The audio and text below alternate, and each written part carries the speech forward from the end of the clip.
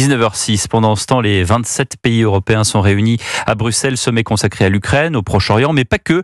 L'immigration aussi. Bonsoir Arthur Delaborde. Bonsoir Pierre, bonsoir à tous. Vous êtes à Bruxelles pour Europe 1. Va-t-on parvenir à donner un tour de vis, notamment comme l'ont fait l'Allemagne ou l'Italie ? Eh bien, en tout cas, plusieurs États membres poussent pour un virage plus répressif à l'échelle de l'Union européenne. En première ligne, l'Italie. Giorgia Meloni a d'ailleurs organisé une réunion informelle à part tout à l'heure avec une dizaine de pays pour discuter de ces solutions pour simplifier les règles en matière d'expulsion des migrants en situation irrégulière.